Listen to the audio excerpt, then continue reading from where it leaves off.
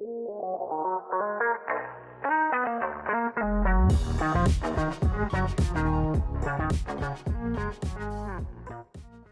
right. Well, welcome everyone. My name is Jay Berkowitz.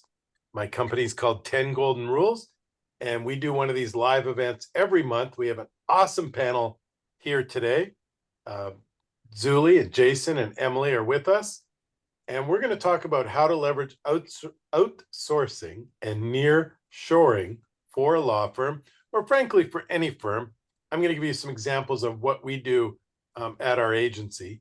And I'm going to run through a few slides, and then we're going to meet the awesome panel in just 1 minute. So our outsourcing and nearshoring started with a kid named Rakesh Reddy, who's become a great friend of mine and the company. And he did his MBA at Lynn University, which is a great little private school right here in Boca Raton, Florida. Now, I'm going back about 10 years to the good old days when we had offices and you've met people and interviewed them. And we met Rakesh and we loved him. And he was our second great employee from Lynn University. And he joined our team and he joined our football pool. And we went for lunch every week, and we had in-house massages. And it was like the good old days when we had an office. And so he joined the 10 Golden Rules team. And then after a year, his visa was coming up, and his family kind of convinced him, like they wanted him to come home. So he went back to India, and we were very, very tentative about working remotely, but we used GoToMeeting. This was even before anyone had heard of Zoom. I don't know when Zoom first started, but we had GoToMeetings, and we were able to work remotely, and Rakesh was able to give us some services, and it worked really, really well. So then a next evolution, my friend Jonathan Bannister had a great business. He has a digital agency. Now, 10 Golden Rules is a digital agency. We only work with law firms. He has a digital agency that works with accounting firms. And so he had a tremendous team in the Philippines. And after a while, he started doing like training programs, SEO training programs and PPC training programs to get great new team members for his team. He was up to 40 people in the Philippines. And after a while, some of his buddies, like myself and some of his other buddies, started asking him, like, hey, you've got this great team in the Philippines. Can you get us some great people in the Philippines? So he started doing these training programs every month, getting, great new graduates of the training program. And he could cherry pick the best performers in those courses. And he would make them available to us. So we were very successful getting some of these graduates and some of the folks that had worked for him and were looking for bigger and better opportunities. And now we have 3 people working remotely in the Philippines, both with Jonathan's help and without Jonathan's help. So we've become accustomed to using outsourcing and nearshoring. And I want to explain the terminology just before we get into the panel. So the first term a lot of people use is outsourcing. And to simplify that, it's basically any third-party contractor that handles a task that would have been handled in-house. Like before Rakesh moved to India, we'd never considered, outsourcing some of our core. Like he did a lot of our reporting and a lot of our digital setups for programs, setting up analytics and things like that. And it worked great. Like we were able to work with him, but we had the advantage that we'd worked with him in the office for a year. So outsourcing could be down the block, could be in another city, state, or country. So basically, you're going to outsource a task to someone who's not a regular W-2 employee, who's a contractor, and Rakesh has continued to be a contractor for us. Now, offshoring would essentially be the same thing, but by definition, it's in a different country. It's offshore. And historically, most of us worked with people in India, people in the Philippines. We're prominent, but we've had people all over Eastern Europe and whatnot do technical tasks. So the example is a law firm in Texas could hire specialists located in India. And then the term that all of us on the call really like is nearshoring. It's a new term, but it's a little bit more precise in that we're hiring third-party talent from another country. But one of the advantages of nearshore just means that typically you'd have someone in South America or Canada, and it's a more similar time zone. So there's, the folks that we work with overseas are tremendous. Like a lot of them work the Eastern US hours, but it's definitely, I just find there's a little bit of an advantage if you can find someone great who has a closer time zone, and by definition, therefore they're in South America or Canada. And how do we make it work? Like, I just wanted to share a few of the things that work really well in making it seamless. First of all, we're all super comfortable on Zoom. So a lot of our team meetings and our different meetings are held on Zoom. Secondly, we use Slack, which is our communication. And if you don't know Slack, it's like, I guess Google has a similar tool. Microsoft has a tool. By the way, we share jokes. This one was, what did the buffalo say to his son when he left for college? Bison, bison, bison. I don't know if that one will make it to the joke of the week this week. And we use a tool, a project management tool called ClickUp, and there's a time tracking element. So I guess it's a plugin software called Harvest. So we're able to, all of our meetings are like this. We're on camera. We can talk to each other. Slack is very interactive, effective, and then ClickUp is a project management software that basically lays out the work these folks are going to do. We can check their work. We can make sure we're on schedule. We know when a project's completed, and we can do time tracking with that. So we're able to work very seamlessly by using digital assets. The next piece that we find super effective is having a lot of team building activities. And obviously, it's not the same as going for a cocktail, or we used to go for lunch. Rakesh would pick the Indian place, and Austin would pick the Jamaican place. But we do virtual cocktails, or if it's someone's birthday, we might just throw together a quick Zoom at the end of the day on Friday. And then we've done some organized activities. Like, one of them was a jailbreak. Another one was a Lego building thing.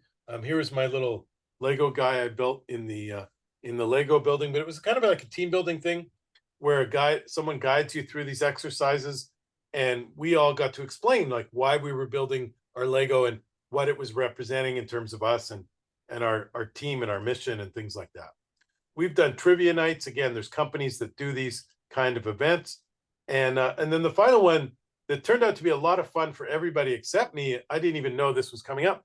I recently had a big birthday, and the team decided to do a roast of me, but it all took place on Zoom. We had, everybody had a lot of fun at my expense, and that was great, let me tell you. And then in terms of making everybody feel like part of the team, everybody's a full-time employee, even if they're like paid through a company. They get an @10 Golden Rules email address. They attend team meetings. We use the same HR structure. They report to someone in the company and have regular one-on-one meetings. We're on EOS, so everybody participates in our level 10 meetings, etc. And the final thought I just wanted to share, like some of the benefits for us and some of the downside. First of all, we still treat it like all of our managers, all of our department managers, and directors are US based.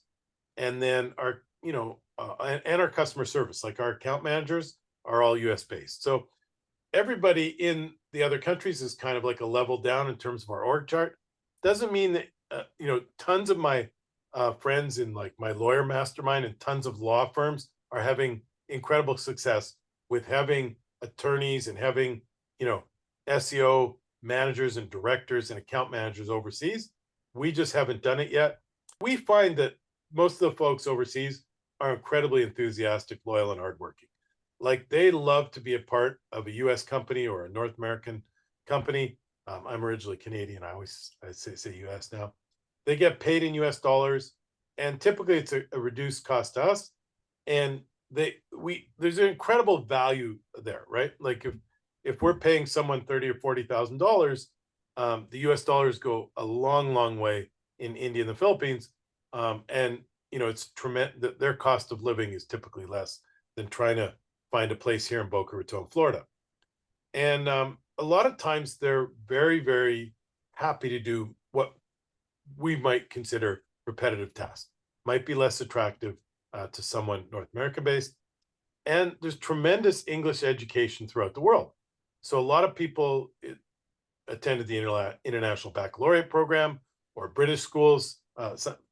Funny, sometimes people in random countries like South Africa or India, Philippines have a British accent because they learned their English through an international network of British schools.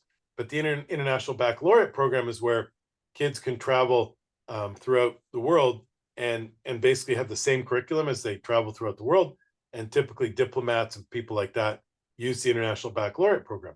But we've been able to hire some local folks who went through that schooling system. And so they had this tremendous English-based learning. Finally, just a couple risks. You definitely have to keep an eye on some of the junior employees. Some of them will try and have 2 full-time jobs. So basically, they'll work for you for 8 hours. They'll work for someone else for 8 hours. They'll sleep a little bit, and generally the work product is noticeably worse, and it's definitely something you have to keep an eye on. A lot of folks will take other side hustles and things like that. So it's definitely something you got to keep an eye on, and you can use time tracking like I talked about. At our expert panel today, we'll definitely have more sophisticated ways of making sure we're getting what we contracted for. So anyways, we're big fans of outsourcing and nearshoring, and we've got some rock star companies and experts today to talk about how you can apply it for your law firm or frankly, for any type of company. So without further ado, I'm going to make my first introduction. And Jason Melton has a law firm called Whittle & Melton, and he'll tell you the story of how he started some outsourcing in Mexico and had so much success with it that his friends, other law firms, started asking him, like, hey, can you get me some of this great talent from your location in Mexico? And so he created Regents Remote Services. So he's a co-founder of Whittle & Melton, personal injury firm based in Northwest Florida. Yeah. He's the founder of Regents Remote Services. He's a life member of the $1 Million Advocates Forum and received the AV preeminent rating by Martindale Help. So that just means he's a really, really good lawyer, gets amazing results for his clients, and is highly esteemed by his peers. He's the president of the National Academy of Motorcycle Injury Lawyers. And so he specializes as in car accidents, personal injury, and motorcycle. And he's an Instagram rock star. He actually spoke at our conference, TGR Live, about his amazing Instagram videos and his Instagram channel. So check out Jason's Instagram, but that's not the topic today. Today, Jason's going to talk to us about Regents Remote. Over to you, sir. Okay, thank you. Well, if anybody wants to get a hold of me afterwards, that's my direct phone number. Feel free to call me or text me. I'll help you with whatever you want to help you with. But Jay, hit it right. I'm a lawyer by trade. It was never my endeavor to get into this space. I had some needs in my office and explored how to take care of it for my office, and then stumbled into the fact that, hey, this is really something that a lot of offices could use. Click. Is that how you want me to do it, Jay? So to know a little bit about me is to know that I grew up in San Antonio, Texas. It's important in terms of this topic because San Antonio, much like Buffalo and San Diego and Seattle, we live in sort of borderless business communities, whether we like it or not. It was very common for me to know people whose parents were going back and forth to Mexico. My father and some of his friends were doing heavy machinery business back and forth through Monterrey and Nuevo Leon in Mexico. It's not uncommon in South Texas to do business with Mexico. It doesn't feel like international trade or anything. It's just, there's certain goods and services that are better priced and certainly higher quality on different sides of the border, and you just make your business decisions that way. So coming from that framework, it made it easier for me to get to the point where I got to. And also I'm a huge Spurs fan, so allowed me to put up a gratuitous photo of us winning a championship. Click. So I started my legal career as a prosecutor in Miami. and worked my way up in Central Florida, basically some underserved counties between like Tampa Bay and Gainesville. Some people heard of the Villages. This is where I do most of my work, but we work throughout the state of Florida. And we had a lot of success early on, mostly because we were working in counties where essentially firms stopped marketing for their services because they didn't need to, because there was no other options, right? So we decided to really hustle and try to encourage folks to hire us. And so we had a lot of success early on. So at a pretty early age, I was running a very successful law firm, which has its pluses and minuses, mostly pluses. The minuses is that um, just like any other business, I too got comfortable with sort of our status and wasn't sort of looking at cutting edge ways to get better, because I know we're good lawyers. We've always done a good job with the practice of law. The issue is always running the business and being more efficient. So we started to see a little bit of a drop in some of our staff issues towards the end of last decade. Click. Um, and because of that early success that I had, it became really second nature for me to work away from the office, to work remote, if you will, which is I think is a challenge for some people intellectually. Before the pandemic, could you even produce good quality work without actually walking into an office and having your breakfast sandwich and saying hello to Sheila and getting your water at the water fountain? Could you still do your job correctly? And of course, we all know you can, but when I was doing it in 2011 and 2012, you almost just didn't talk about it because people might think it was weird that I don't put on a suit every day, that I might be, doing legal work in my athletic clothes, for my second bedroom, right? Um, so click. So as we get towards the end of that decade, we start dealing with Gen Z and this new crop of talent, and you start to develop this idea of a skills crunch. And I think generally across the country this happened. Um, in my law firm, I found that there were some jobs sort of at the lower of the totem pole, front office jobs, if you will, front of the office jobs, or I was continually having to train and refill these jobs, and I couldn't figure it out. And I started to notice this sort of lack of an interest in a career, um, changing jobs for small amounts of money or parking spaces, wanting a pat on the back for coming to work every day this week, this sort of attitude, things that would become second nature for us. But for this generation who had gone through a total collapse of the economy, um, you know, parents or maybe themselves had gone through 9/11 and the after effects.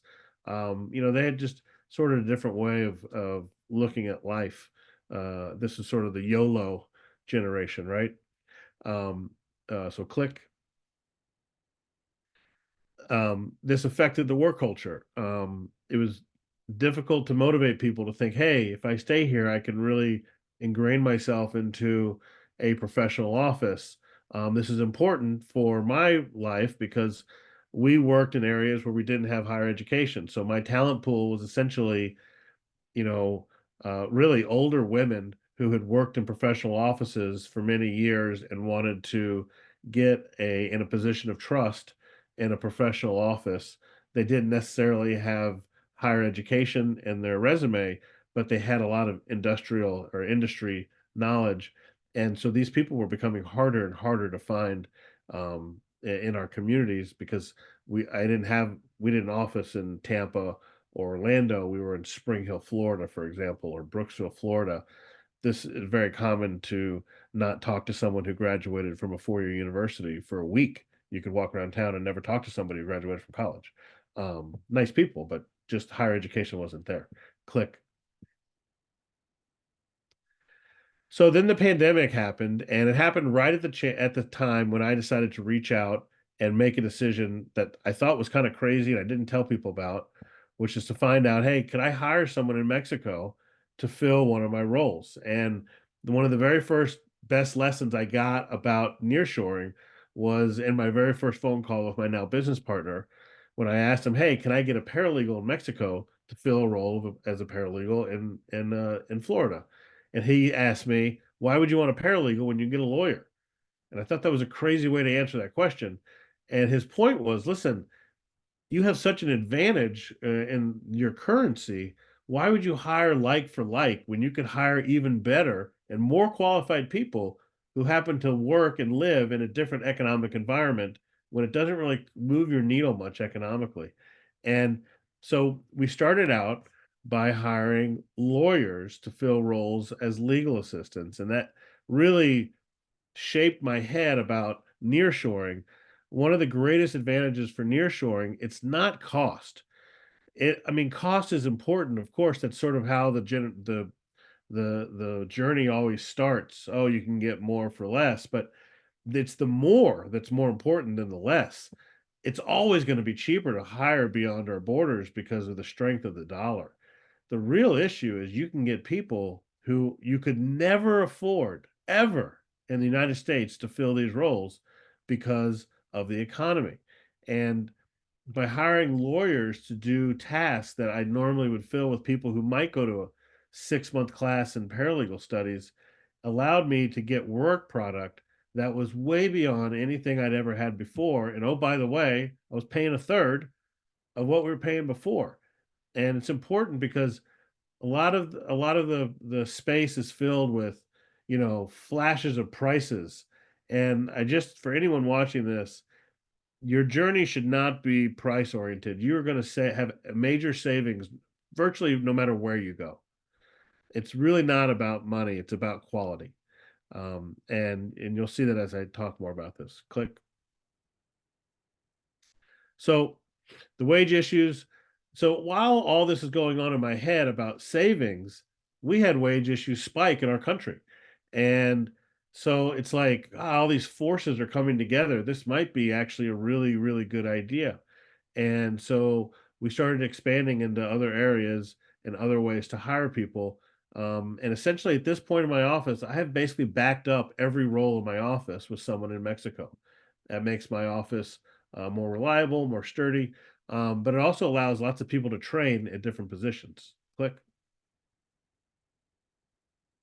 So in my office, we've hired people to do intake. We've hired people to do uh, legal assistant work or paralegal work. We've hired people to do SEO work instead of hiring an SEO agency. Tremendous savings there, and they work 40 hours a week. But the first most value added position I ever filled was a video editor, and it allowed me to really crush the Instagram space. I'm going to show you a video that I just published like last week.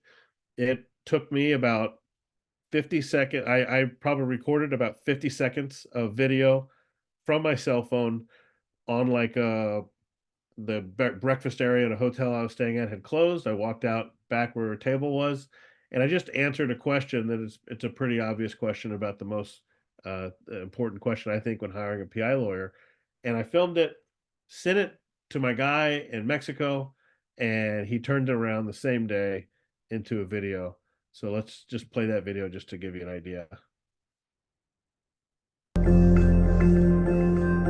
When selecting your personal injury lawyer, if there's one question you have to ask, tell me about your last jury trial. Pretty simply, if not trying cases, you're going to find out pretty quick. B, if they're trying the wrong kinds of cases, you're going to find out. Or C, if they're guys that or gals that try lots of cases, they're going to tell you about it. And then that'll open up questions about the process and other cases they've tried. But it's the single best thing you can ask when you're ever looking to hire a personal injury lawyer. Never, never, never hire one who's either never tried a case, hasn't tried one very recently, it doesn't have much to talk about in terms of a trial that is similar to the case that you're looking to hire them on. If we can help you, call us. We'd love to talk to you about our trials and our successes, and then some of the things, the mistakes we made and things we learned over the last few decades. So give us a call. Thanks, bye-bye.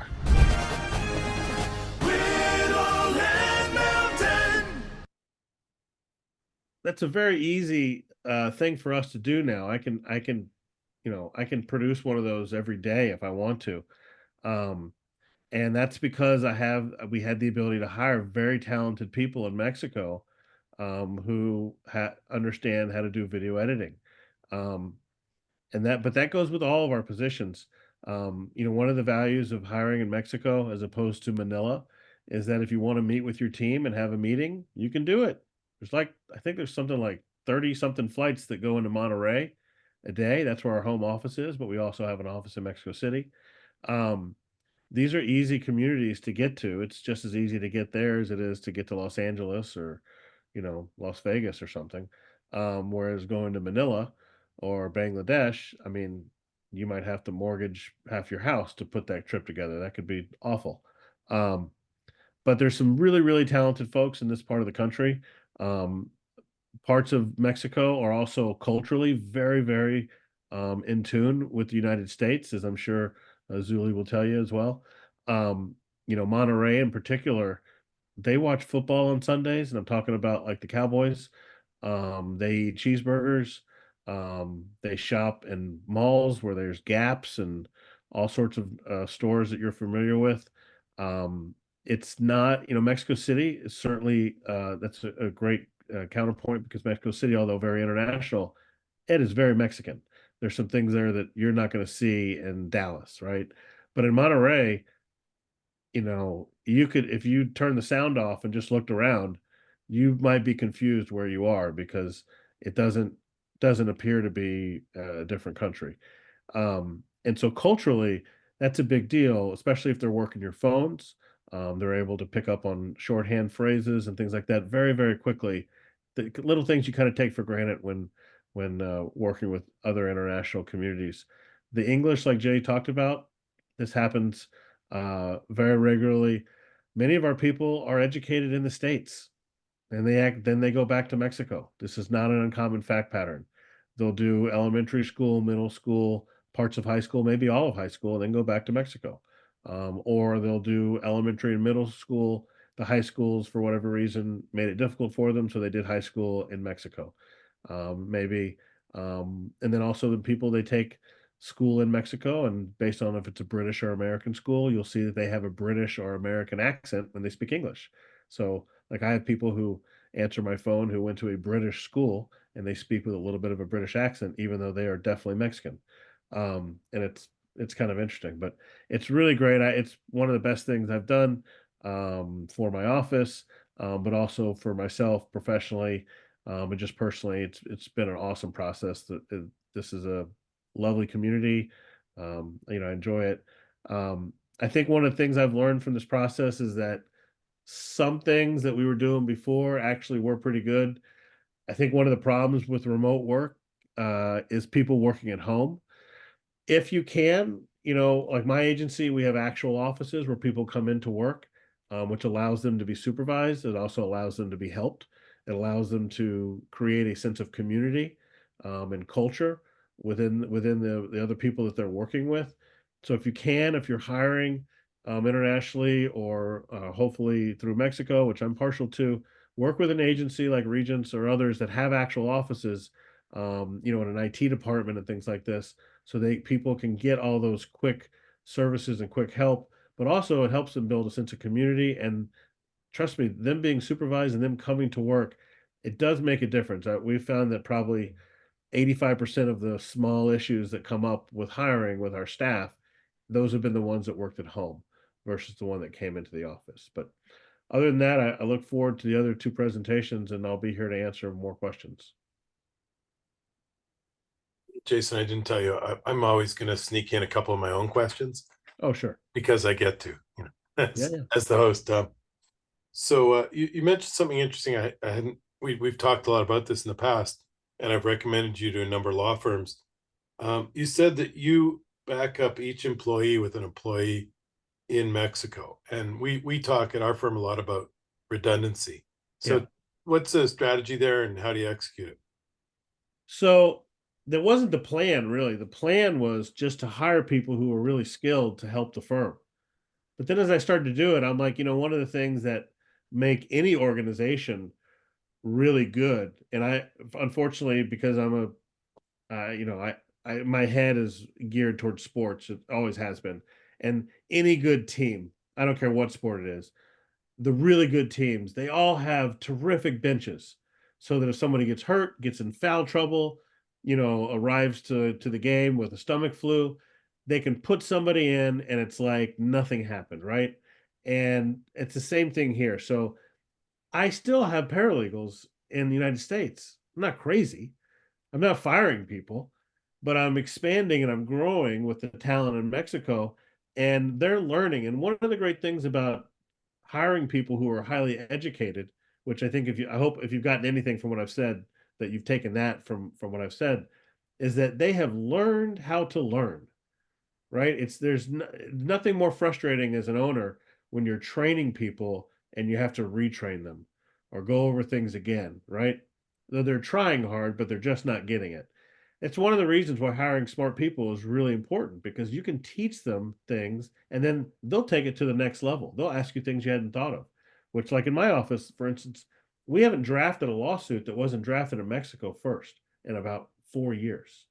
A lot of the discovery we're doing it in Mexico first. We're not filing things from Mexico, but these people, when given a challenge, because they're smart, they took it to the next level and continued to come up with new things that they could do. And if I had just hired people like for like, I wouldn't be there. So back to your question, when you have that type of talent that's available, I'm going to back up every position because they can learn from the people in front of them. My American workers are not threatened by the talent in Mexico. They look at it as empowering them. I'm empowering them to help them get their work done with this awesome assistant, right? And so to me, it was just natural that I would want to back up every position that I could. I love it. Talk to me a little bit about the facility, because one of the things that we were originally attracted to in the Philippines was, they had a great facility. It was close to a bunch of U.S. based facilities, so there was like, if the grid went down, they'd get the grid back up, air conditioning, internet, power, Right. uh, and providing computers to these folks. Well, What do you all do? yeah, that was the easiest part of starting this business, is that my now business partner already had a building that he was working in for his other companies, a marketing agency. And we've been able to expand within this business. It's Class A space, like the corporate entity of Pollo Loco. They're our downstairs neighbor. Like, this is a very nice building. Great. And it's in San Pedro, which is one of the nicer neighborhoods in really all of Latin America, but certainly in Monterey. So people want to work there, and I think that's another thing for getting talent, is paying them well and having them come to a nice place to work. Um, it's a big advantage, like I said earlier, in terms of supervision and creating a culture.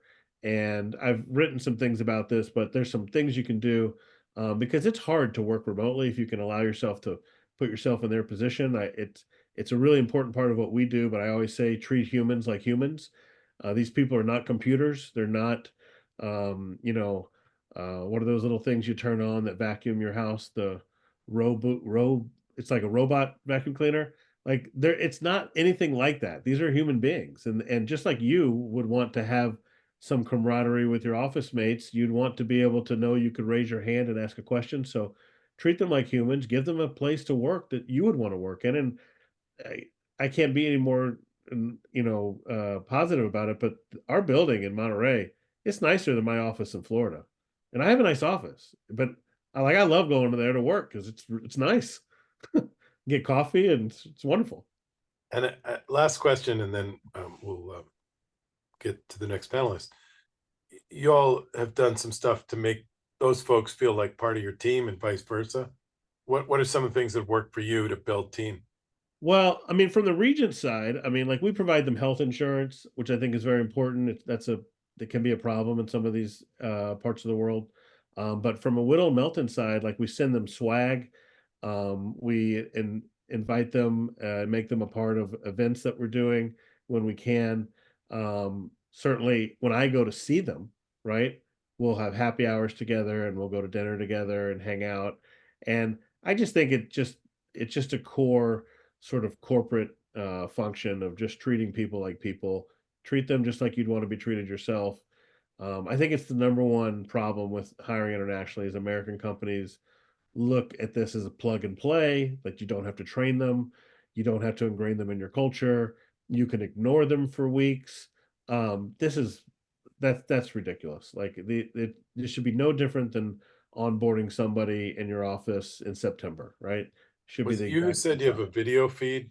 Um, Oh, back, sure. I mean, we Zoom all day, like every day yeah, with them whenever we're talking to them. But it's just, I just think that that it's the biggest failure, and it's the easiest thing to fix too, right? Just talk to them. It's not a big deal. awesome.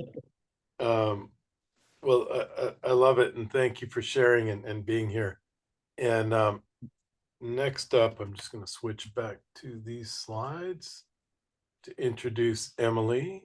Emily also participated in TGR Live, our live event, and we love Back Office Betties. And some cool things I learned about Emily. She's a volunteer teacher for inmates all the way to entrepreneurs. She's been a guest lecturer at the University at Texas A&M, and the company that started in 2014 as a virtual receptionist company grew to help clients in all kinds of areas. So they do legal admin support, experienced legal assistants, intake coordinators, paralegals, admin assistants, and she calls them her heroes who manage everything from paperwork to case prep so the attorneys can focus on the courtroom. Emily, welcome to this month's live streaming event. All right. Howdy, y'all. I am coming to you from Jason's hometown, just north of San Antonio. I'm right between San Antonio and Austin. Um, and I started the company again in 2014, and I wanted to share a couple of my golden rules of outsourcing. And I'm going to focus on fractional outsourcing because that's where we shine and that's what we specialize in. So we do fractional remote staffing, focusing in the administrative areas for law firms. And that would range, again, from anything from the legal assistant, paralegals to virtual receptionist. And up next, we are adding firm administrators. And one thing that we do a little differently is we are 100% US based. So we'll get a lot of attorneys who need someone. We get very specific requests. They're like, I need to be matched with a paralegal who has litigation experience in New York. So all of the team members that we bring on and we vet and we have a very thorough recruiting process for have worked boots on the ground in law firms located in the US. And so we can get down to the nitty gritty of I need a workman's comp paralegal, whatever it is that they need. And they want experience in that particular area. So I wanted to share some of my golden rules, but first up, fractional outsourcing means hiring people who are at the caliber of being a seasoned professional. They're incredible at what they do, and they work for you fractionally only as needed. So you might need someone 20 hours a week. It could be less, could be more. And so what we don't want to do is hire one warm body and try and sit them in every seat in the org chart. And that's one of the biggest mistakes that I see law firms making is, I always say, like, let's pull out your org chart. Let's look at all the roles that you need to have within the company and who's sitting in the seats. And a lot of times the attorney's sitting in 3 or 4, they hire one person expecting them to take on 5. And my stance on it is, why not get 1 or 2 who are incredible at what they do? And let's figure out what you're incredible.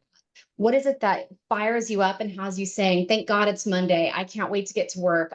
You love creating great results for your clients. You like connecting with the clients. Those are the things that move the needle for the firm. Everything else needs to go off the plate. And so that's really what we specialize in, is finding people who are amazing at what they're doing. They're going to be less expensive. They're going to get it done faster. They're going to get it done better because they're doing what they love. And so you can focus on doing what you love. So one of my golden rule number 1 is unspoken expectations or premeditated resentments. I have learned this the hard way, that when we are outsourcing, we need to make sure that we're setting expectations up front. So the role needs to be clearly defined. Oftentimes we know we're overwhelmed, we know we need help, and we're just like, get a hot body in a seat. But we really need to take the time up front to define the role.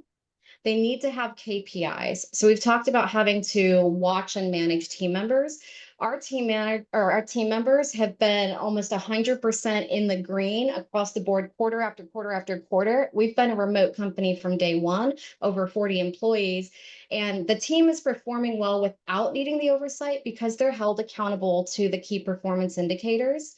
And when they're held accountable to those, they have to show up and deliver. And so we're getting the results that we need, and they don't require as much oversight. They're also working within what I call their unique genius zone. They're doing work they love.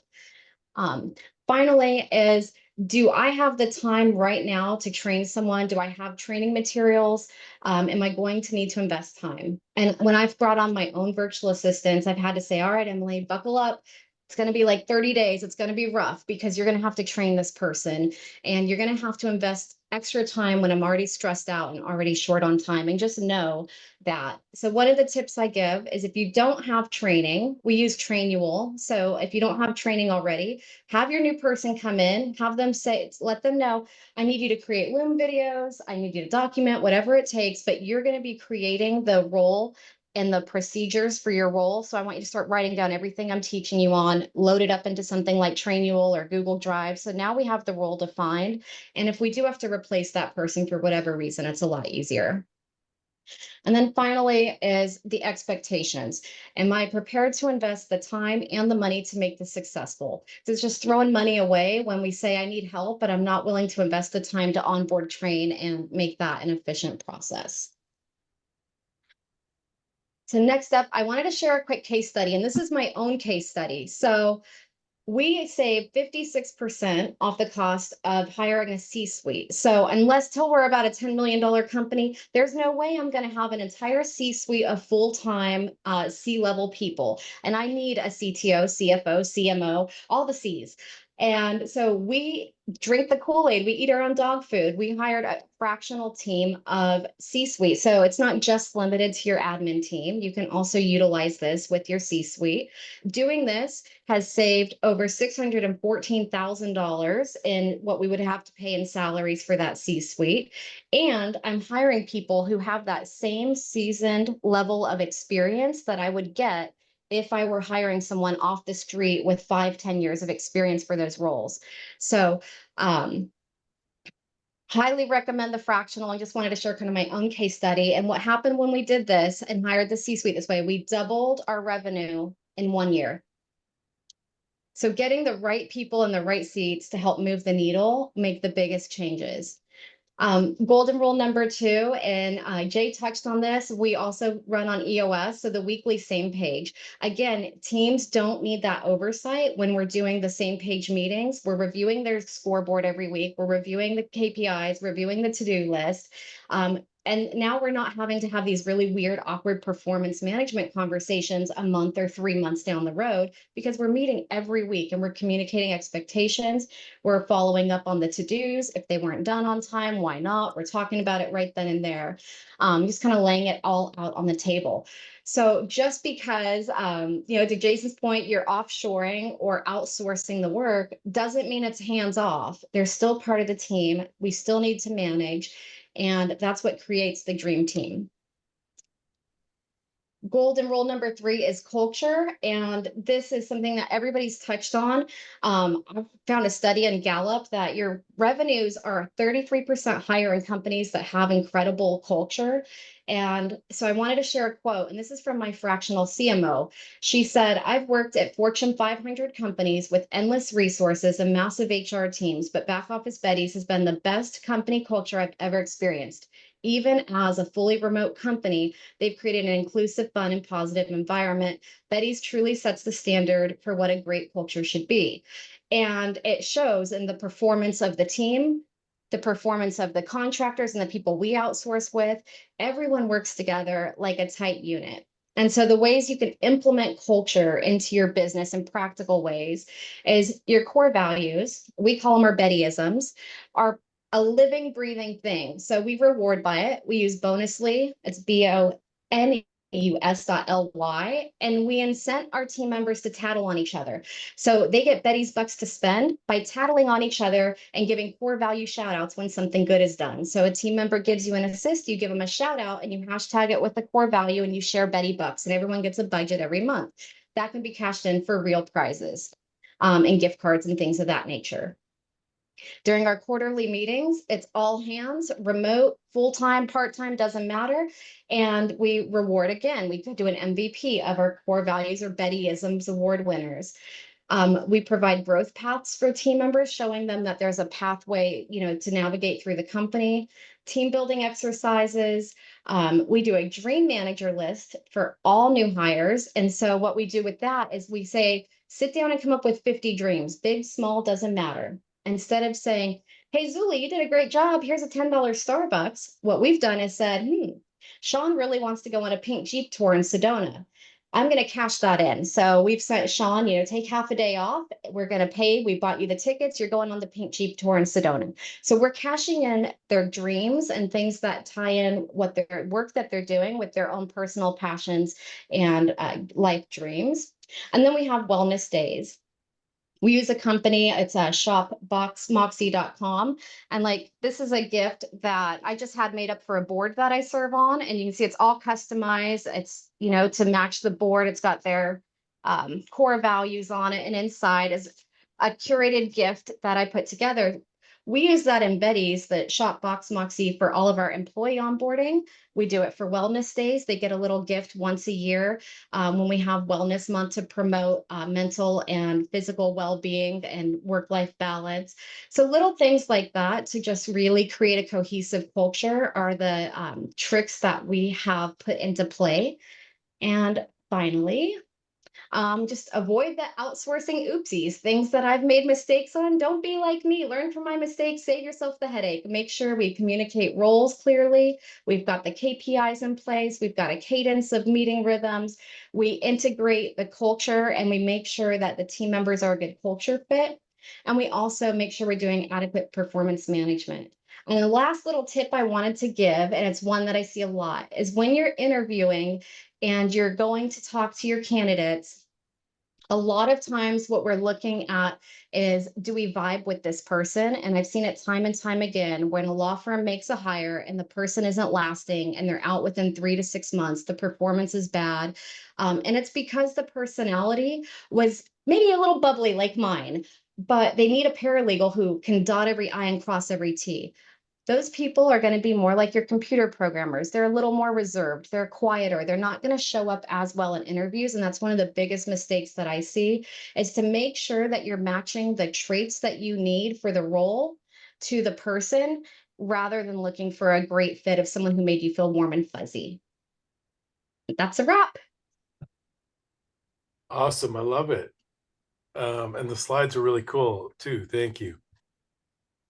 So the question I had from your talk was the fractional portion. Explain. So I mean, I guess it makes sense.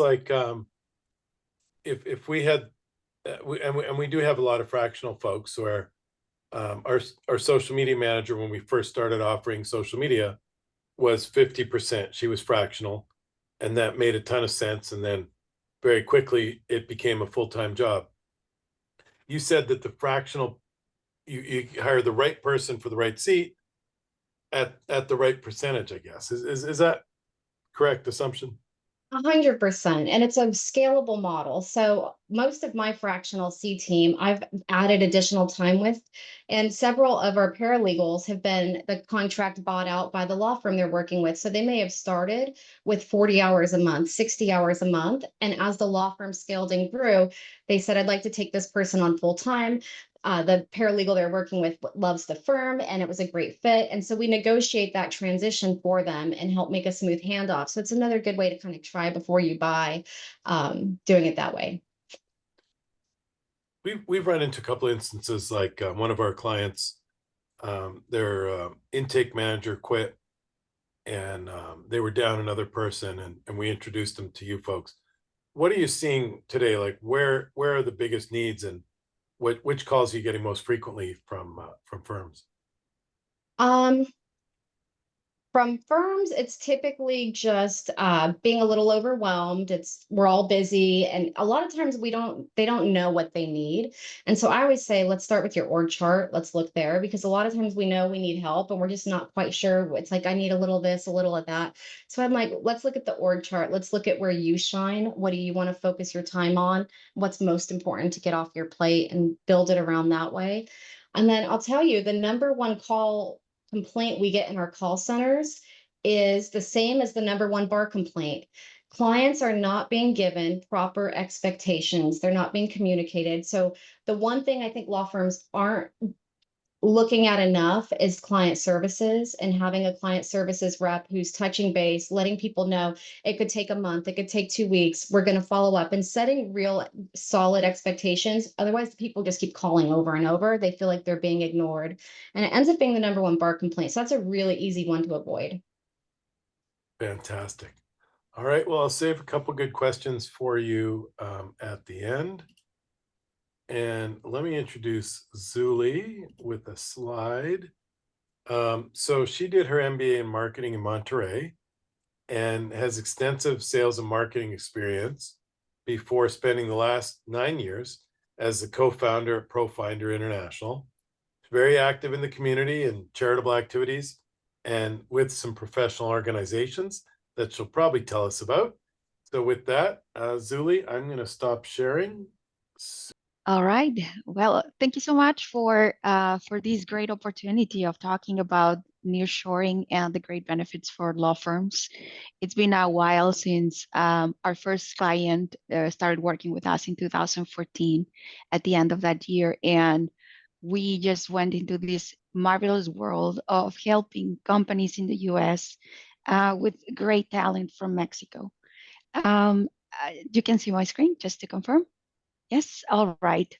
So, and we are located in Puerto Vallarta, Mexico. So big greetings from sunny PV. If you haven't been here, I suggest you to consider it for your next vacation. I'd like to talk about the strategies to avoid pitfalls during nearshoring implementation. Nearshoring is a great resource for law firms and many companies. However, there are some issues that we have encountered over the years that we'd like to share with you in how to avoid them, what strategies we've used, and how to make the best out of this strategy. I've seen that the pitfall number one is not having clear goals or a very defined expectation of what they want to achieve from a nearshore operation. So the strategy is to establish a very, establish with your nearshore provider these expectations. What are you trying to achieve? We've used defining SMART goals, which is a goal that is smart and is specific. Like, what do you want to achieve by doing this nearshore strategy? You want to grow, you want to reduce costs, do you want to increase the number of cases that you are going to handle? What is that you want to do? As well, the goal should be measurable, that you can actually say in a number, right? Convert 20% more leads into clients, perhaps file more demands per month, or file more bankruptcy cases per month, and establish a number, what it is that you want to increase and how much. As well, to make the goals achievable, something that actually is realistic.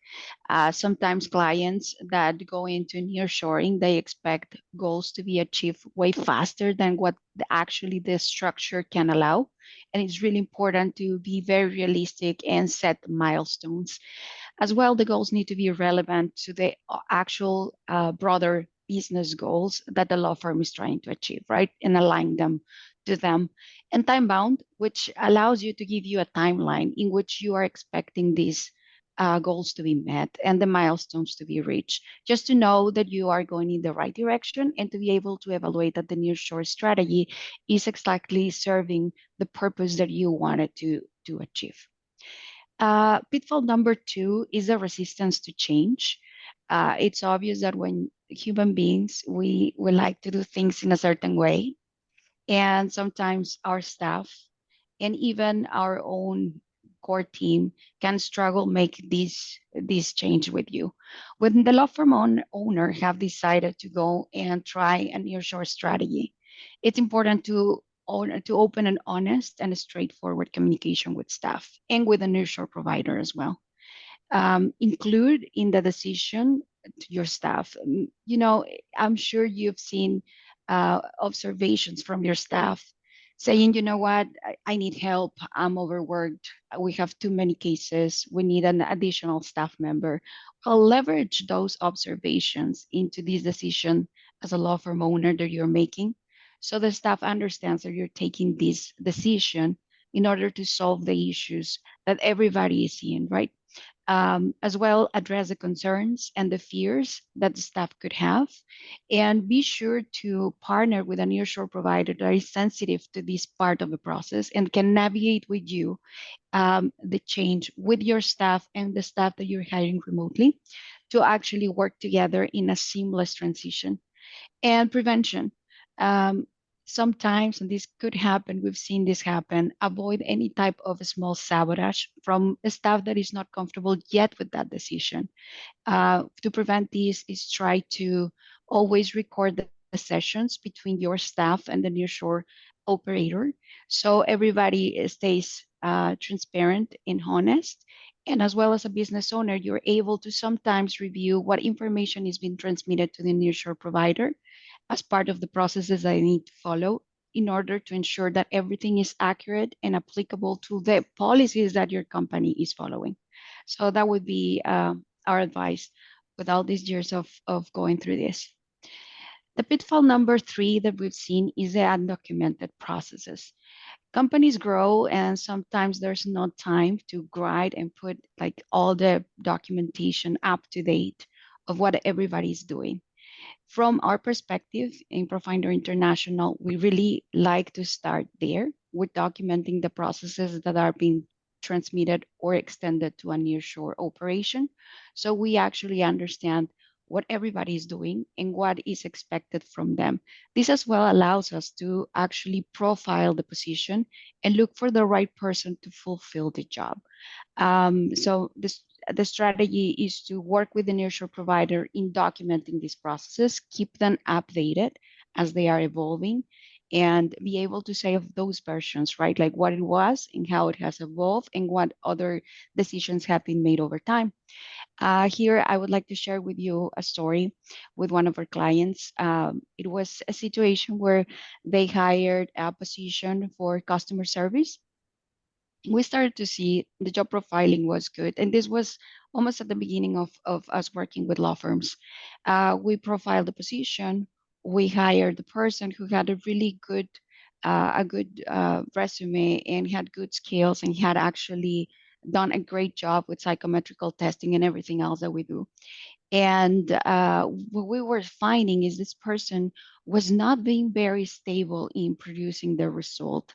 So after observation and asking the people around the position, like, hey, why do you think this person is not completing the job?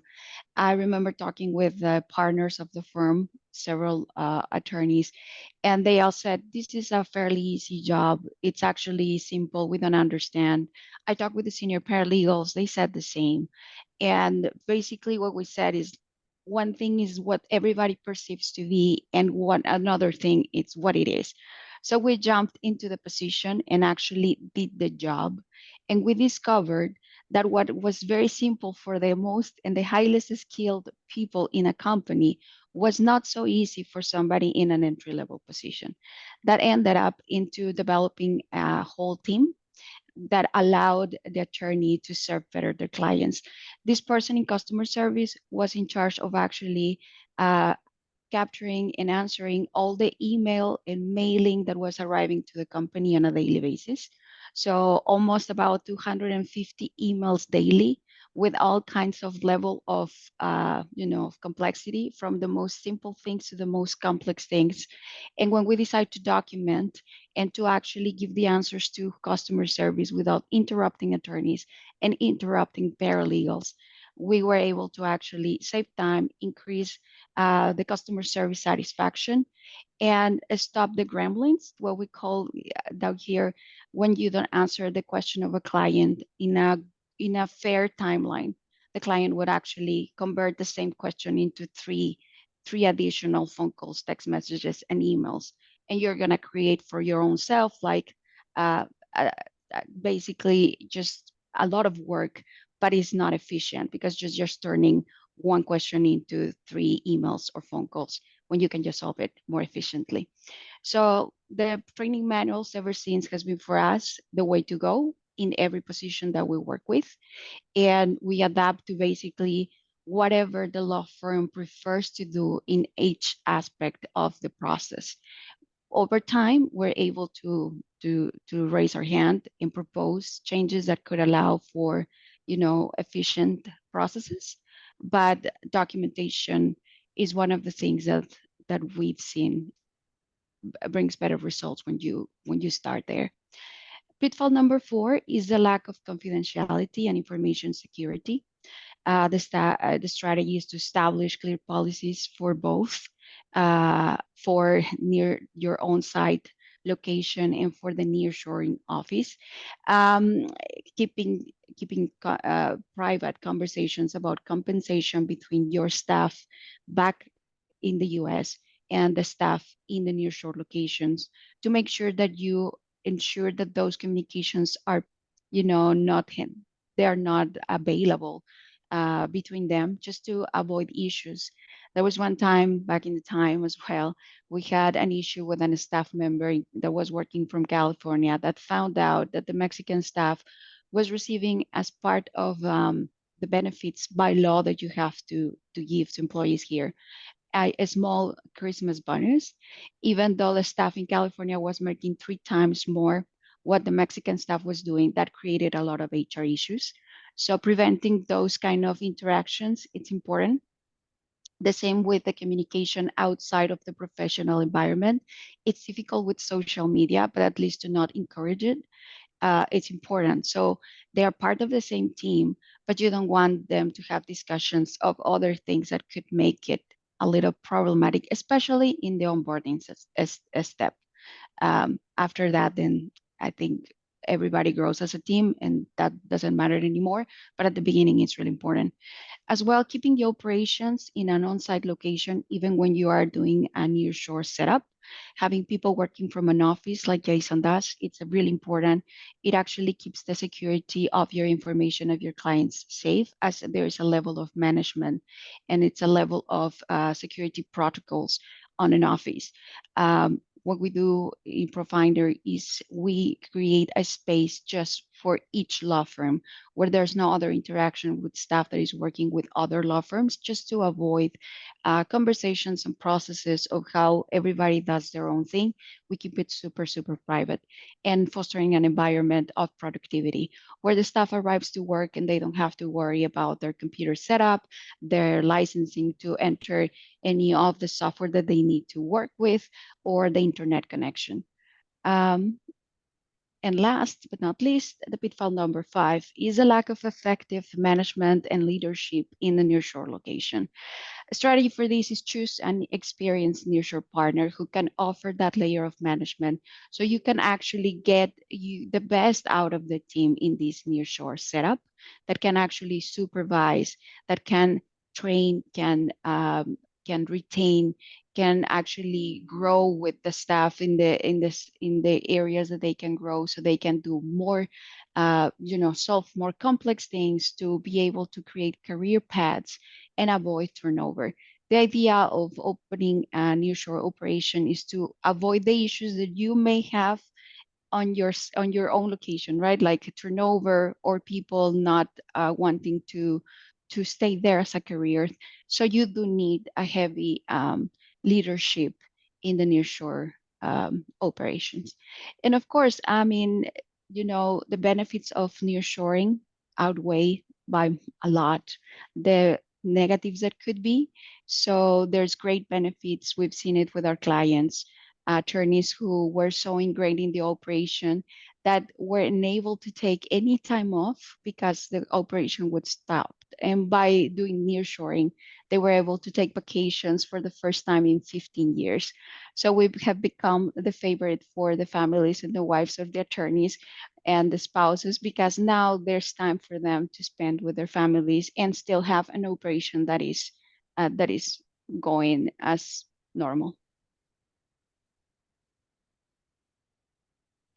Mhm. Awesome, Zuly. Thank you. Really cool slides as well. Okay, so I'm going to ask you all a few questions, and I'd encourage the attendees to type some questions in the chat or the Q&A, either one. And I of course collected a few questions. So I guess this question's for all three of you, but first for Zuly and Emily, because you both talked about how important it is to get started with basically clear goals, well documented. Emily talked about training and making sure you have good training documents. So maybe all three of you can take a crack at it.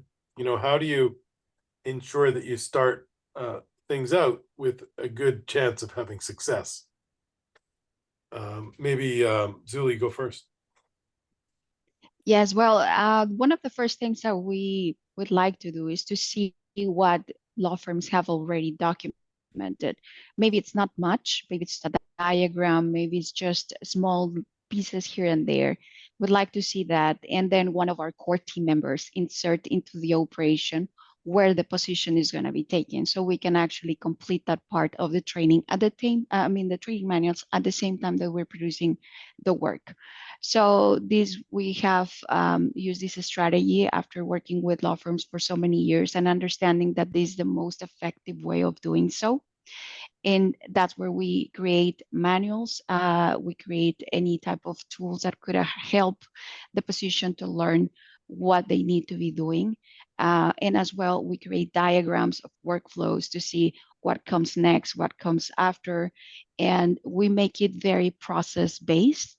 So at the end of the day, the conversation with our clients is not other but factual. The process was not met, the process was not followed, or we need to improve. It's a 3-step process, let's diminish it to a 2-step process. So that's how we've seen more effective throughout the years. Great. Emily, you want to take a crack?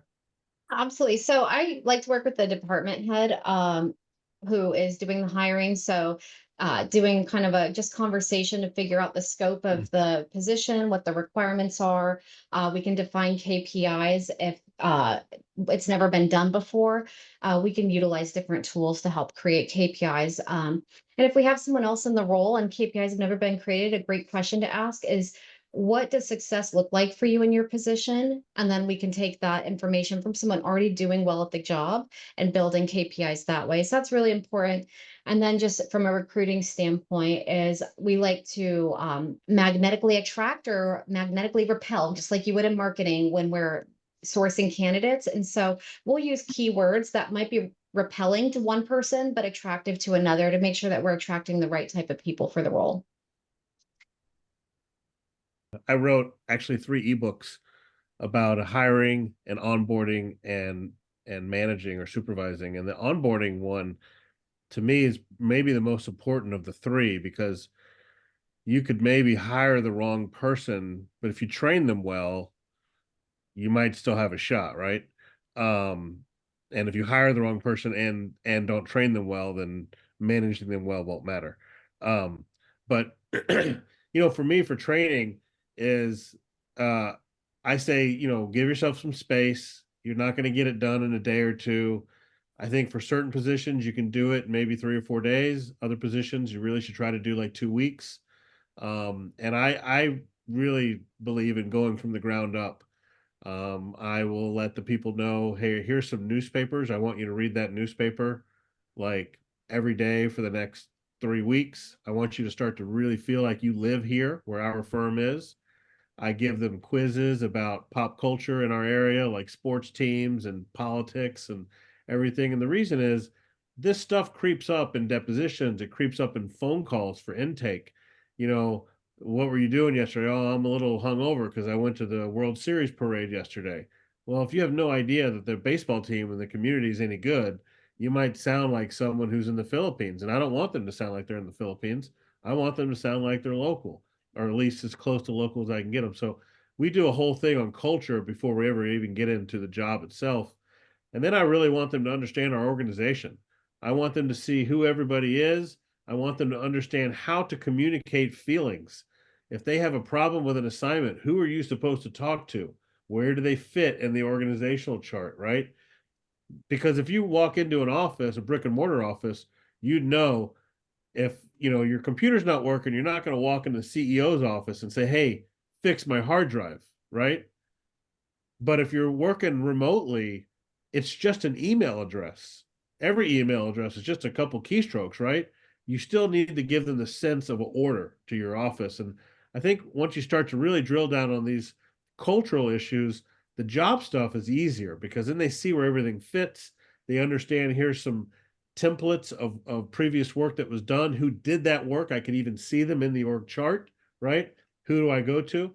And I think all that stuff, when you lay that sort of that lattice work down, the actual work itself becomes much easier to deal with because in their mind, they know where they sit in the structure and where things need to go, where it goes when I do it, who's going to give me feedback, who I can raise my hand to.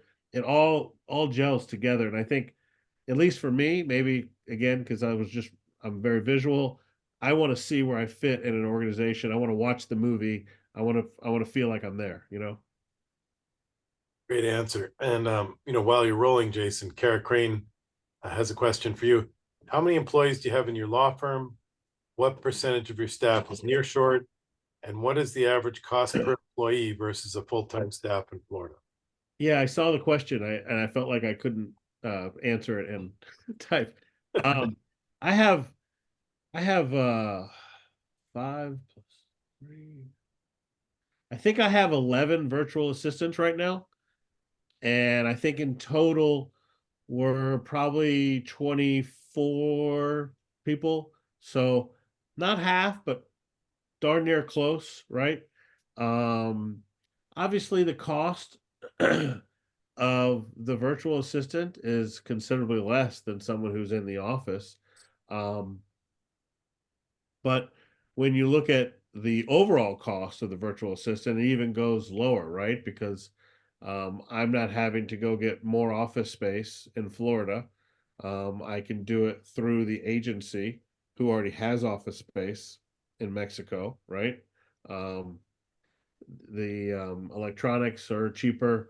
There's just we provide way more benefits to our American staff than we do to our Mexican staff, just by virtue of the employment construct, right? Um, Although we get health insurance through Regents for our staff, which we're very happy about. It was always important originally, as I'm sure everyone else feels the same way. I don't want anyone ever to even consider words like sweatshop and these sorts of things. And like Monterey, we've talked about Monterey. Monterey's really, really industrial town. There's Asian companies that are running big rooms full of people doing all sorts of things. Like, that stuff does exist, and it exists in Central America. It certainly exists in the Philippines. But for me, there's a right and a wrong way to do this stuff. And again, if you're following the pennies and the dollars, like, you don't have to spend much money to overcome those issues. And so it's all very achievable. You just have to make it sort of one of your goals.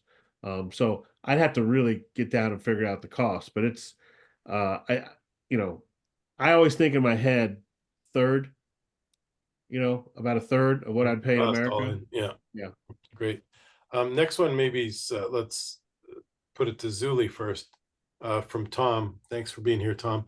Realistically, I don't have the time or the patience to give the VAs much training myself. Could I pay extra to have a company do most of the training for me? And I went, Zuly, to you first, because it sounds like you developed a lot of the manuals and from existing stuff that the law firm had. That's right. Yes, there's nearshore providers who actually offer what I call premium package, where you don't do much. Like it's only at the beginning, it's learning the first processes, documenting everything, and then after that is basically building a hiring funnel. So you can just like hire and replace or expand the team as fast as the company needs it. With time periods of training that could go from 3 weeks to up to 3 months, depending on the complexity of the position. If it's a customer service person versus a paralegal, like in our experience with hired and trained for bankruptcy, for personal injury, and it's different processes. And we've been able to help in the pre-petition, post-petition stages for bankruptcies, creating plans for Chapter 13s that are complex, and that training obviously is a little longer. And we just base it by milestones of training. Like somebody that starts in an entry level will have like a path of actually up to 1 year to be able to complete all these tasks that are complex, a little different than somebody that is in the intake position or in call centers where we actually deal with leads that arrive immediately with KPIs that of answering within 1 minute and conversions of 80%. So those are different trainings, and we can create materials for each of the positions. And it just really depends of what the company would like, where would like to start. And my suggestion is to start wherever you have a job vacant at the moment. That's the right place to start. Great. And Emily, you talked about developing Loom videos and using a Trainual or a Google Docs.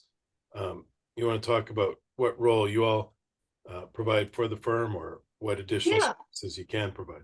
I think this is a big problem, Jay, is a lot of the firms are missing a firm administrator. That, I mean, they're really expensive salary. I understand why. So that's one of the reasons we're rolling out fractional firm administrators for firms to implement the structure.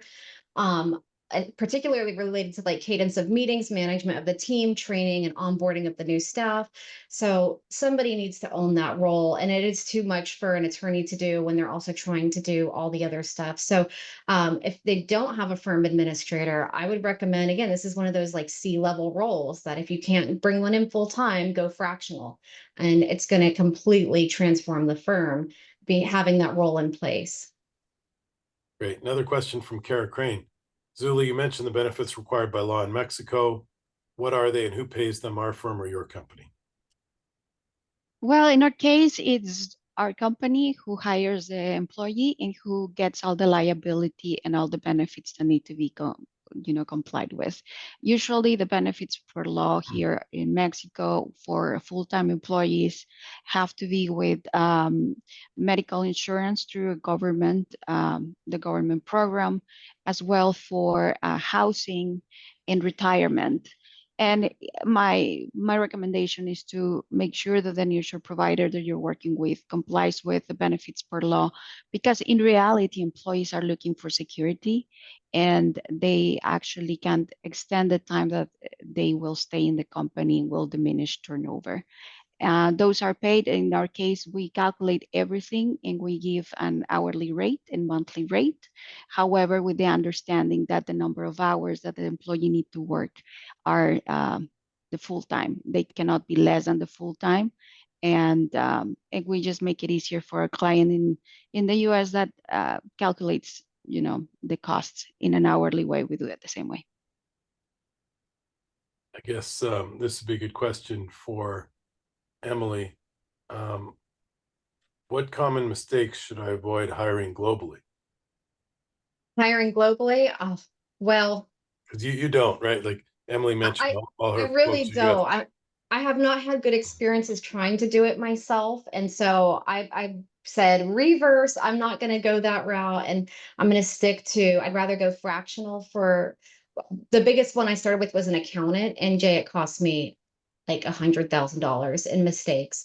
And I will never do it again. I don't care that she's a CPA from wherever she's from. Like, it cost me so much money, and I was so burned that I said, I'd rather go fractional expert that was someone local than do that ever again. So I would not be a good one to answer that one. I'll hand that off to Jason. Yeah, I mean, for biggest mistakes, I mean, I just think that the biggest mistake, it kind of dovetails to a question you had earlier, but is that you need to be able to invest the time to make this successful. And if you think you're going to do it like you're just going to go to Best Buy and go buy a computer and go back to the golf course, this thing's going to fail. You need to have the time to properly interview clients, properly interview the staff to make sure you're going to get the one that you think is a good fit, and you want to lean on psych tests, and you want to lean on like for me, I have a whole process that I've laid out in my ebook, but give them work, have them do something for you and give it back to you. You don't just have to hire them if they're bubbly, but then when you train them, really train them.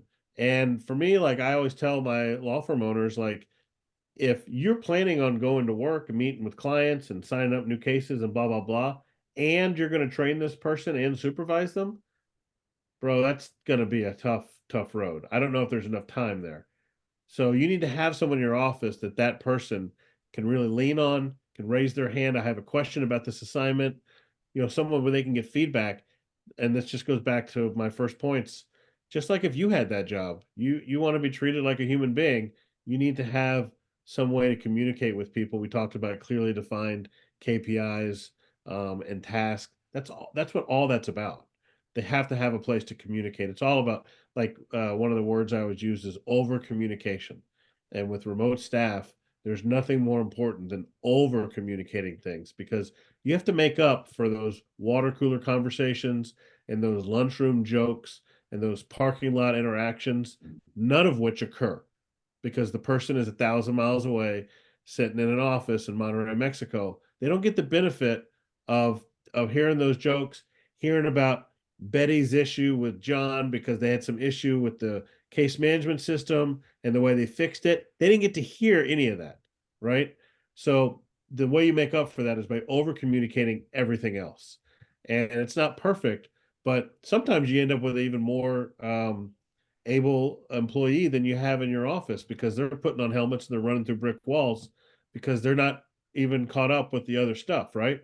So sometimes it's an advantage too, but you got to over communicate.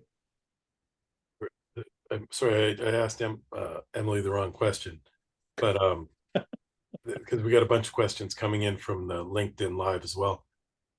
How do you avoid potential remote workers working multiple jobs? That's a good question. For our call center agents, we give them all of their computer equipment and everything, so they know we have monitoring. The other thing is they literally can't walk away from their computer without us knowing, and it's the same thing with our VAs. When we've got chat set up, it shows you when someone's idle. It shows you when they're not available. We have time tracking. We have a cadence of meetings. If you've ever worked with anyone who was slacking, you know they're slacking. Everyone knows they're slacking. It's no surprise. And what I find is just with the right KPIs in place, it works out well. Has it happened? Yeah, we've caught them. I had one gal who left her mic on, and we could hear her when she was supposed to be doing offline training and getting paid for this. She left her mic on, and she's got her buddies over, and they're all watching TikToks. Fired. Like, these things happen, but you can tell in the performance and the way people show up. It's not hard. We overthink it way too much. They're either hitting it, they're getting the metrics, they're getting the results, or they're not. It will show up. We had another good question on the chat, and Jason answered it, but nobody else can see it, and obviously we want to get it recorded because some of y'all are watching this a year from now on our YouTube channel, the 10 Golden Rules YouTube channel. So give us all a shout out, and please give us a comment and a subscribe on that YouTube channel if you are watching it. So Jason, the question was from Kara again. Are your Nearshore employees handling caseloads directly themselves or assisting the US-based paralegals? And part two is, who's handling the client communication? Yeah, well, I'll handle the second part first. Everybody's communicating with clients because just to back up Emily's point earlier, there's no easier way to lower your stress level and to do a good job as a lawyer than to communicate with clients, and any avenue possible: text, email, phone calls, person to person in the office. Any opportunity to communicate with your client, you should take advantage of it. If nothing else, also just to piggyback on something Zuly said earlier, you answer a question properly in the beginning, it stems off 4 or 5 other phone calls and a bunch of other junk, right?